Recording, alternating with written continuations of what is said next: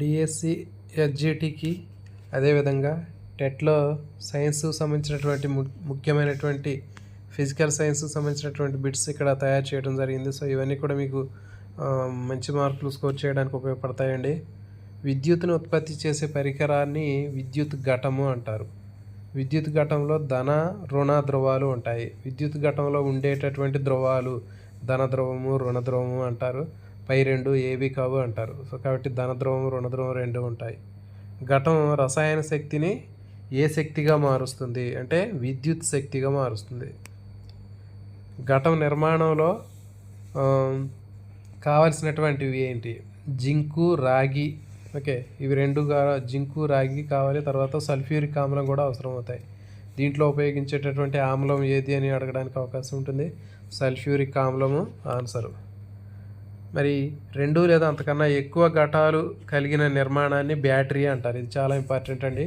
Battery అంటే ఏమిటి అంటే రెండు లేదా అంతకంటే ఎక్కువ ఘటాలు కలిగినటువంటి నిర్మాణాన్నే బ్యాటరీ అంటారు. ఓకే, తర్వాత టార్చ్ లైట్లో ఉపయోగించే ఘటాలని ఏమంటారు? అనార్ద్ర ఘటాలు అంటారు. మరి టార్చ్ లైట్లో ఉన్నటువంటి ఘటాలు ఏ వలయంలో కలిపి ఉంటాయి? శ్రేణి వలయంలో కలిపి ఉంటాయి. అనార్ద్ర ఘటంలో జింకు లోహపు పాత్ర రుణధ్రువంగాను, కార్బన్ కడ్డీ ధనధ్రువంగా పనిచేస్తుంది. మీకు బిట్టు ఈ విధంగా అడగడానికి అవకాశం ఉంటుంది. అనార్ద్ర ఘటంలో జింకు ఈ క్రింది వాటిలో సరైన వాక్యాలు గుర్తించండి అని అడుగుతాడు. అనార్ద్ర ఘటంలో జింకు లోహపు పాత్ర రుణధ్రువంగాను, ఆప్షన్ బి. జింకు లోహపు పాత్ర ధనధ్రువంగాను. తర్వాత ఆప్షన్ సి కార్బన్ కడ్డీ రుణధ్రువంగాను, కార్బన్ కడ్డీ ధనధ్రువంగాను పనిచేస్తుంది. ఇట్లా ఆప్షన్స్ మార్చేస్తాడు. కాబట్టి ఇవి చాలా చాలా ఇంపార్టెంట్ అండి.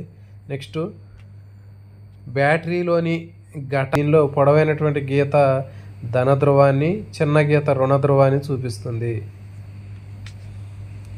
తర్వాత చూడండి, సంకేతాలు ఉపయోగించి గీసిన వలయాన్ని వలయపటం అంటారు. కేవలం సంకేతాలు మాత్రమే ఉంటాయి ఇక్కడ.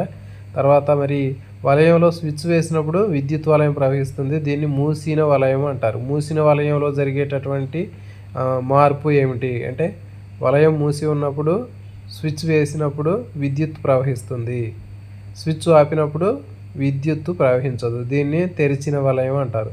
తెరిచిన వలయం అంటే దాంట్లో స్విచ్ ఆఫ్ చేసినప్పుడు విద్యుత్తు ప్రవహించదు. నెక్స్ట్ వలయంలో విద్యుత్ ప్రవాహం ఒక దారి వెంట ఉంటే దాన్ని శ్రేణి వలయం అంటారు. విద్యుత్ వలయంలో విద్యుత్ ప్రవాహం ఒక దారి వెంటే ఉంటే దాన్ని శ్రేణి వలయం అంటారు. ఓకే, మరి చూడండి, ఈ శ్రేణి వలయంలో ఒక బల్బు కాలిపోతే వలయం మొత్తం వెలగదు. ఫర్ ఎగ్జాంపుల్ మనకి ఫంక్షన్లు జరుగుతూ ఉంటాయి, పెళ్ళిళ్ళు కానీ ఫంక్షన్స్ జరిగేటప్పుడు సైడు డెకరేషన్ లైటింగ్ వేస్తూ ఉంటారు. మరి ఆ లైటింగ్లో ఒక బల్బు కాలిపోతే అక్కడ నుంచి తర్వాత ఉన్నటువంటి బల్బులన్నీ కూడా వెలగవు. కాబట్టి అది ఏంటి అంటే సిరీస్ అని చెప్తారు, శ్రేణి వలయంలో కలుపుతారు. ఒక శ్రేణి వలయంలో ఒక బల్బు వెలగడం ఆరిపోతే మిగిలినటువంటి బల్బులన్నీ కూడా వెలగడం ఆరిపోతాయి. మరి చూడండి, సమాంతర వలయం అనేటటువంటిది మనకి గృహాల్లో ఉంటుంది. సాధారణంగా బల్బుల స్థానంలో ఫ్లోరెసెంట్ బల్బులు వాడటం వల్ల విద్యుత్తును ఆదా చేయవచ్చు. ఓకే, సాధారణ బల్బుల స్థానంలో మనకి ఫ్లోరెసెంట్ బల్బులు అనేవి ఉంటాయి. సిఎల్ కాంపాక్ట్ ఫ్లోరెసెంట్ ల్యాంప్, సరే అండి, కాంపాక్ట్ ఫ్లోరెసెంట్ ల్యాంప్ అనేటటువంటి దాన్ని ఉపయోగించడం వల్ల ఏమవుతుందంటే విద్యుత్ అనేది పొదుపు అవుతుంది.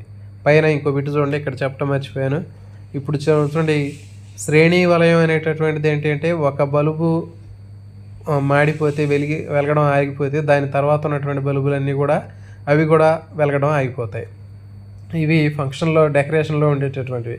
మరి సమాంతర వలయం అంటే మరి శ్రేణి వలయం తర్వాత ఇంకొకటి సమాంతర వలయం అంటారు. ఓకే, ప్యారలర్ సిరీస్ అంటారు.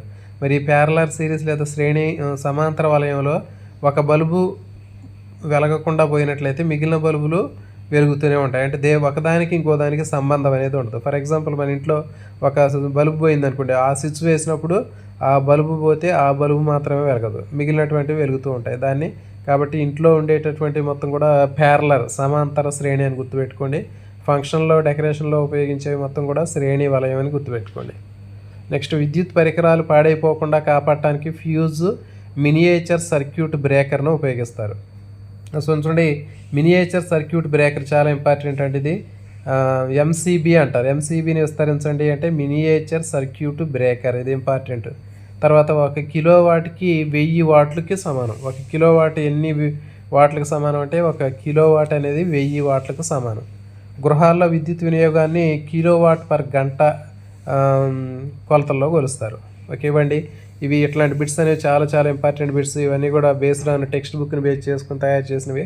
ఓకే కాబట్టి ఇవన్నీ కూడా టెట్ రాసేటటువంటి సైన్స్ మిత్రులకి, అదేవిధంగా ఎస్జిటి రాసేటటువంటి మిత్రులకి, తర్వాత స్కూల్ అసిస్టెంట్ రాసేటటువంటి మిత్రులకు కూడా ఇవన్నీ బాగా ఉపయోగపడతాయి. సో కాబట్టి ఎవరైతే వీడియోని చూస్తున్నారో ఖచ్చితంగా ఛానల్ని సబ్స్క్రైబ్ చేయండి, ఇంకా మీ ఫ్రెండ్స్కి షేర్ చేయండి, ఇంకా వీడియోని లైక్ చేయండి. ఈ చెప్పేటటువంటివి ఎలా ఉన్నాయో మీరు కామెంట్ చేయండి. ఇలాంటివి మొత్తం కూడా మీకు ఇక దాదాపు ఎక్కువ మీకు ఇట్లాంటివి చేయడానికి నేను ముందుకు వస్తాను. ఇవన్నీ మీకు 100% ఉపయోగపడతాయి. కాబట్టి మీరు ఖచ్చితంగా ఛానల్ని సబ్స్క్రైబ్ చేయండి, మీ ఫ్రెండ్స్కి కూడా షేర్ చేయండి అండి. మీ అందరికి కూడా మంచి మార్కులు రావాలని ఆశిస్తున్నాను. ఓకే, ఆల్ ది బెస్ట్ అండి.